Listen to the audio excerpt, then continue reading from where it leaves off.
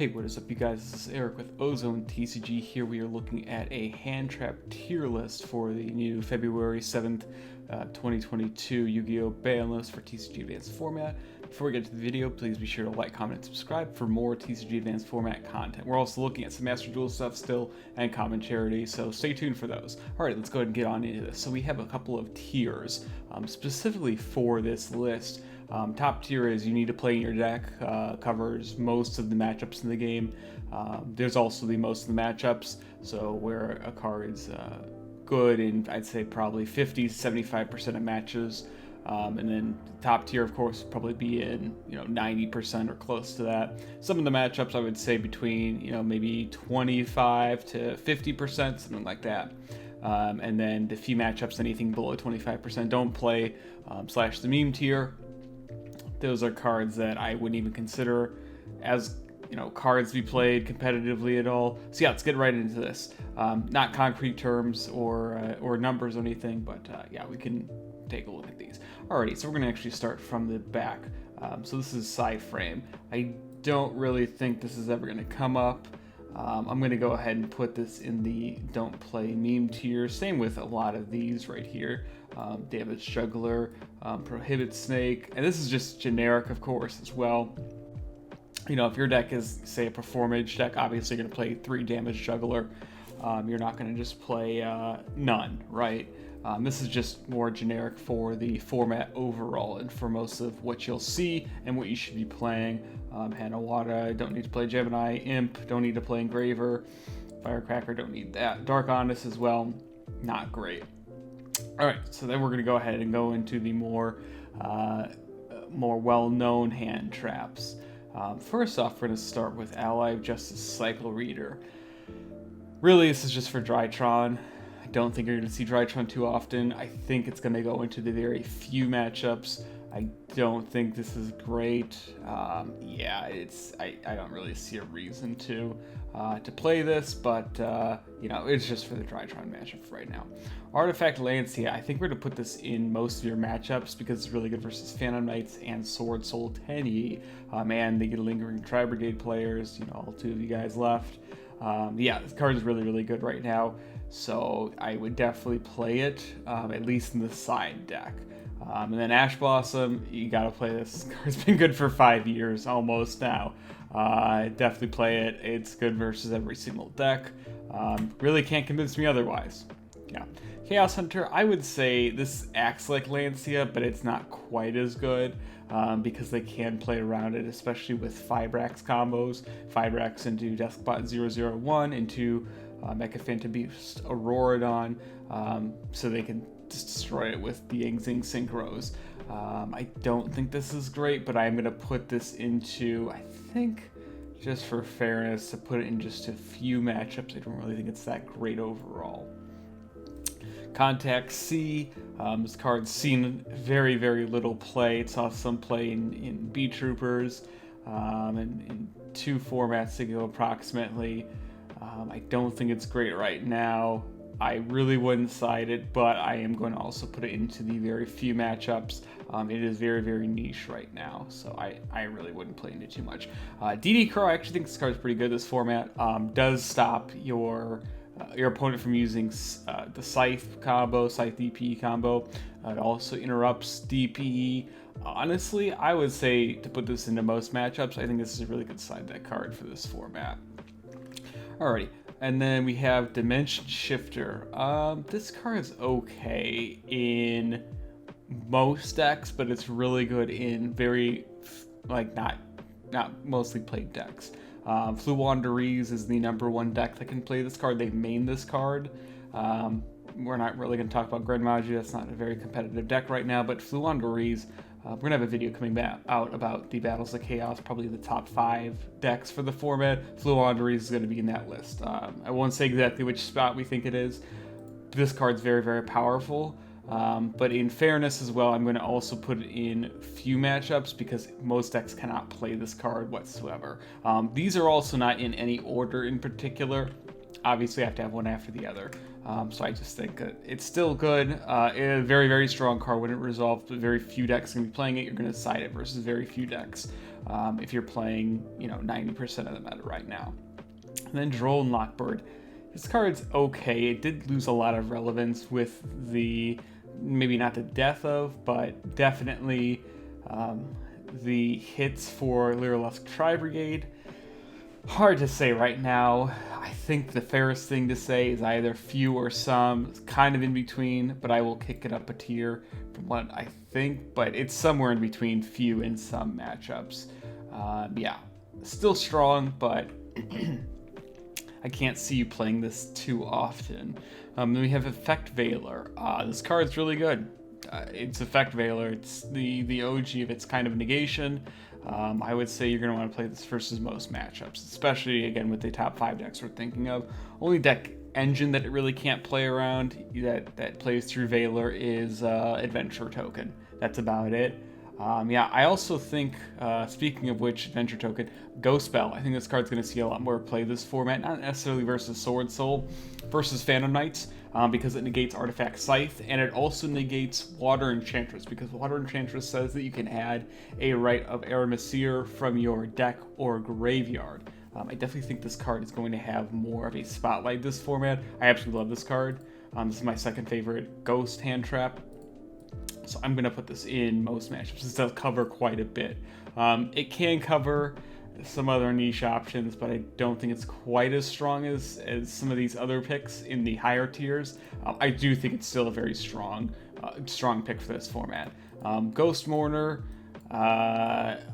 this card has not been great since it came out a couple years ago. I don't really see when you're going to play it. At best, I can give it you'd see it in very few matchups, because it's not a quick effect. It is a trigger effect, and it's the one it's the one thing that makes this card not as good as something like Effect Veiler. Anyone who tries to convince you otherwise probably doesn't know how the card works. It is not that great, but it is okay at best. Ghost Ogre, this card, really, really good. Again, no particular order, but I do think this card Ghost Ogre is probably one of the best hand traps. I'm just going to shift these over as well. I think Ghost Ogre, if you're not playing something like Impermanence, you should be playing Ogre. Even with E-Telly at 3, it's not even counting the combos you can do with that. With E-Telly, Ghost Ogre stops Adventurer, stops some Phantom Knight plays. It covers most of the meta right now. Can hurt Virtual World, kind of. Prank Kids, I'm not too worried about with that, although it can help. But yeah, I think Ghost Ogre is very good this format. And again, with E-Telly, you're able to combo that into 5 racks in decks like Sword Soul. Alrighty. The next up we have Ghost Reaper. I don't think this card is great at all. Don't really see a reason to play this. Every time that I want to play this card, it's just never good enough. I just can't justify playing this right now. Even though it can theoretically hit a lot of decks, it's really only good versus the mirror or versus decks that aren't playing an extra deck. And those decks that aren't playing extra decks generally are not great compared to every other deck in the format. Literally the only exception, again, is Fluwanderees, where you could play this card. Otherwise, I don't think there's really a reason to play this. I'm going to put this in the don't play. I would not play this card at all in this format. Don't think it's great. Similarly, Ghost Mourner, I don't think, Spooky, whatever, Dogwood. This card is dog. Speaking of which, this card's not good at all. I would never play this card at all. It doesn't do anything. You gain life points. Okay, so what? You're not going to side this in game 3 winning in time. Please, don't meme about it. It's not going to happen. If it happens, you're doing it intentionally. There's a reason why you think that works, right? Okay, this is a meme tier. This is a meme card, for sure. Yeah, and then Gizmic Uka. I wish this card were better. I love the Gizmic cards. This card I would not play though. This is also going to go into the not play tier. Similarly, no material. Card was super hyped in 2019. Unfortunately, because you have to control no face-up cards and not just monsters or anything, you can only use it basically going second. I would not play this card at all. Orange Light. I mean, only Dry Trunk could play this, and now that Dex doesn't have EVA to search it, we're not playing this at all. But just don't. Impermanence. Okay. this is my favorite negation hand trap in the game. Probably one of my favorite negation cards ever printed. You should be playing this card. So, plain and simple, it's cheap now. There's no feasible excuse to not play it. You need to play Ash Blossom and Impermanence. They are very, very strong cards. Impermanence acts like a better Veiler. You know, I think 99% of cases, Impermanence is going to come up more than Veiler. Yeah, you definitely want to be playing Impermanence this format. And then Heavenly Zephyr Miradora. It's not great. In case you guys don't know, activation of this card's effects can't be negated. If your opponent special summons a monster for 2,000 or more attack from the extra deck, you can special summon it from the hand. If it's special summoned from the hand, you can target a face-up opponent's monster with a special from the extra deck. Now the player can activate that monster's effects while this monster's face-up on the field. This card's also not good. I don't think I would ever want to play this right now. I can't think of a good way to, really play it. I guess versus Phantom Mites, it could theoretically be okay. A lot of extra deck monsters that you do want to play have on trigger or on summon effects that are triggers. I just would not play it. It's a cool card. I wish that it could see play. There's no reason to.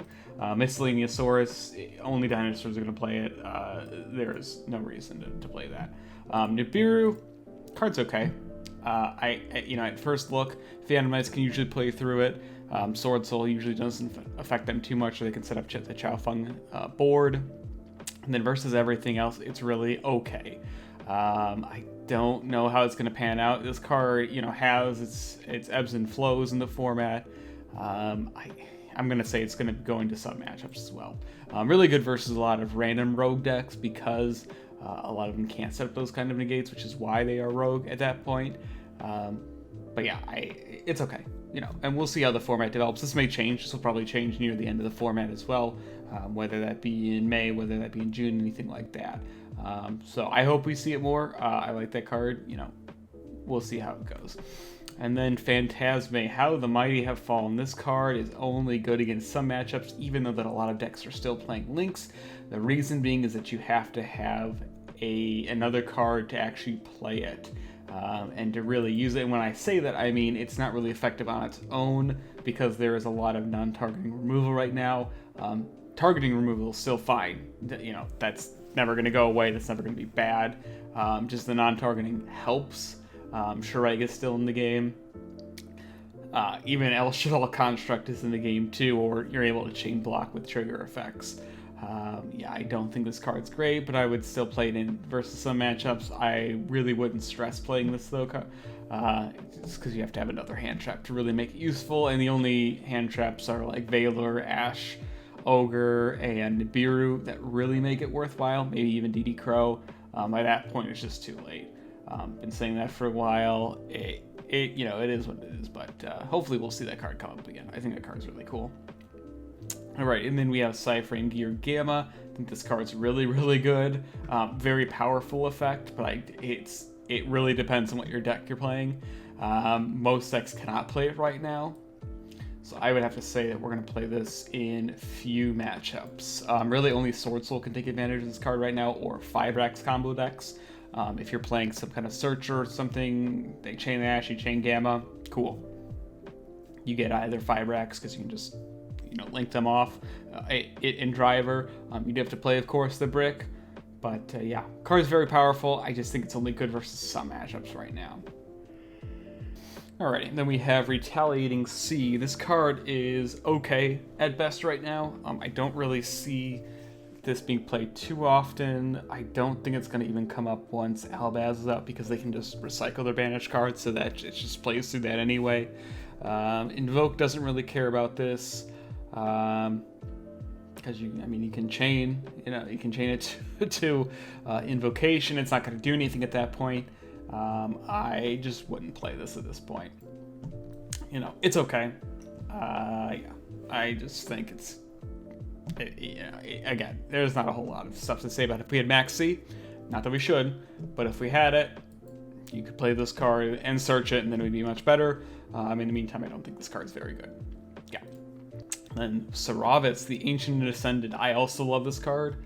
This card is very, very cool. The fact that it's reachable and searchable. This card's cool. It's okay. It's okay at best, unfortunately. It's been played a couple times, you know, at best over the past almost 6 years it's been out. But yeah, the card is cool. I just don't think it has that much utility right now in the format. You know, I would say, and I really wouldn't even play it against most matchups, even if they are playing Impermanence, Veiler, Chishu, anything like that. It's okay at best. I would say you'd want to play it in very few matchups. And same goes with Skullmeister. A lot of graveyard effects, you know, cards or monsters that activate in the graveyard this format, or cards that activate in the graveyard, such as Token Collector. But I just think that Bell is just better in this case. It's been better for a while. Really, last time we saw this card, the Skullmeister, really be used effectively with Skystrike or Orcust. I just don't think this is the kind of format where Skullmeister is going to really do anything, but I think it's okay enough to, you know, consider even above something like Serapis. We're going to put it there. Token Collector, basically half the meta is going to be playing tokens. I definitely think you need to play this at least in your side deck as well.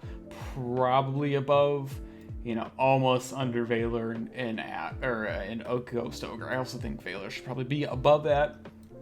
In no particular order. These three, Veiler, Ogre, and Token Collector, are definitely the high tier of your most matchups. And lastly, we have Typhoon. Card's okay. I like it again. This is a really cool card for playing versus Zodiac, True Draco Zodiac. That was 2017, almost 5 years ago.